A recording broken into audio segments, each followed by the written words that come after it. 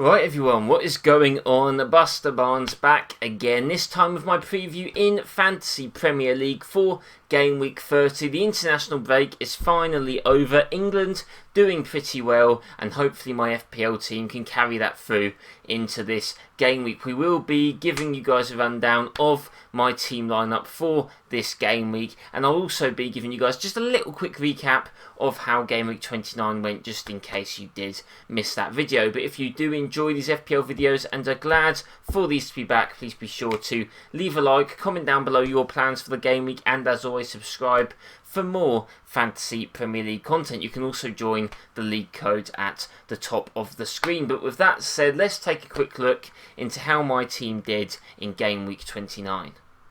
Okay, so just a little quick rundown, because obviously I did cover this the majority in my last video. We did get 82 points, almost 60 over the average. It was a great week. I used my free hit. It was a risk, but we did get some big returns. Veltman, Lingard, Rafinha, Lacazette, Kane, Bamford, just a few of the names to run off. Obviously, captaincy choice could have been a bit better, but you can't really complain with such a big growth. And yeah, that means that I now rank in the 176,604th place, which is absolutely crazy compared to my previous rank last year. Hopefully we can keep it up. It's going to be hard. I mean, any sort of red arrow could see me just shoot straight back into like the 500,000 region. So we're definitely going to have to try and keep that up. But with a quick glance at those fixtures, some surprises in there, some big score lines, but not much to go off of when we're looking at the next game week. So I will be showing you guys right now what I've done for Game Week 30. Okay, so a little bit of chopping and changing, plus one new addition. I have finally got rid of Robertson and replaced him with Cesar Azpilicueta. Chelsea's fixtures at the moment look too good from a defensive standpoint, and they've kept so many clean sheets under Thomas Tuchel. Yes, it would be just my luck for their defence to get a little bit more shaky, but you know, West Brom, Crystal Palace, Brighton, those are fixtures where you would really like to assume that if we keep up our defensive structure, we can keep a clean sheet. Same with the Fulham game, and yeah, I mean, these are some good fixtures for Chelsea. I chose Azpilicueta, even though he's a bit more expensive than Rudiger. Azpilicueta did not go on international break, so he will hopefully be rested and be a little bit more fit. Rudiger, I think there's a little slight risk that we might see Zuma in one of the games or someone else, because Rudiger did actually start all three Germany games for his country. So that could mean that Tuchel maybe rests him in one game, which is why I spent a little bit of extra money on Azpilicueta. I did only have one transfer, but I am looking a little bit ahead into what I can do going forward. We do actually see in a future game week, I believe not 31, but in fact, yes, 32,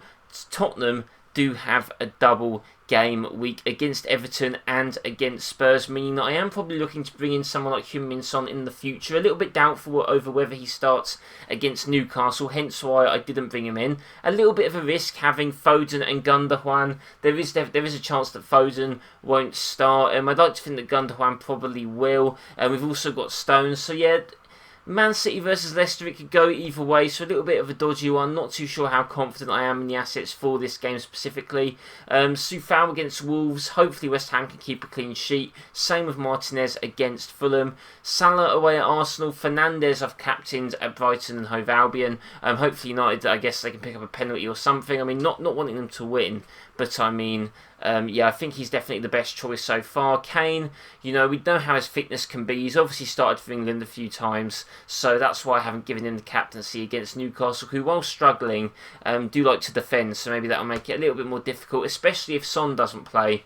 That could prove to be a little bit difficult for Tottenham. Bamford stays in the team against Sheffield United, and Watkins against Fulham too. Struijk I was tempted to play, but with Phillips back, he might go out of the team anyway. Meslier, a little bit tempting, but with Sheffield United getting a new manager, they could perhaps get a little bit of a new manager boost and actually do a little bit better in this game. So probably the worst time to face them, if any. So that is why I have put some of my Leeds players on the bench. But yeah, like I said, a bit worried about the midfield in the middle here. Maybe looking to pick up someone like Son in the future. But as you guys know, I always like to give you 3 fixtures of the current game week to look at when selecting your players. First fixture is going to be the first one at 12:30. 12:30 kickoffs are always awful for teams, especially coming off of international break.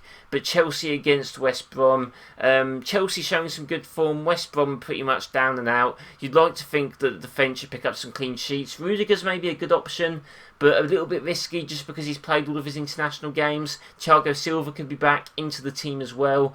But I also think taking a punt on maybe someone, I believe Tuchel actually came out and said that Werner is definitely going to be starting this game. So that could be a good punt to make. It's a little bit shaky because of the internationals over who's going to start and who isn't, but I do think Chelsea assets are worth picking up in the long run. Also Manchester United versus Brighton. I think Brighton are good and they are better than where they're positioned in the league, but Manchester United, they're trying to keep in that top 4 spot, and I think someone like Fernandes, maybe a Rashford if he's fit, and the defender, I guess someone like Luke Shaw, who only played 1 game in the international break and could be assets worth picking up as well. And if I was going to go for a third game, it is a bit of a struggle. I think I'd maybe go for Aston Villa versus Fulham. Neither defence necessarily that strong. Villa's defence has crumbled a little bit slightly. I do think that maybe having Watkins could be a good option, and also for Fulham players like maybe Lookman and Maja, who is their new striker up front, could be players worth picking up. So maybe a little bit of an odd one out there. Could have chose Leeds v Sheffield, but I do think Sheffield to be a little bit more difficult. But do let me know what you guys think in the comments section down below. If you did enjoy the return to the Fantasy Premier League series, please be sure to leave a like and comment down below what you guys are planning on doing and what you think of what I'm doing. I would love to see. As always, you guys can subscribe to the channel for more Fantasy Premier League content, more FIFA content that's coming soon, and more Chelsea FC content as well, if that interests you. If it does, I hope you guys all have a nice day, and I'll see you next time.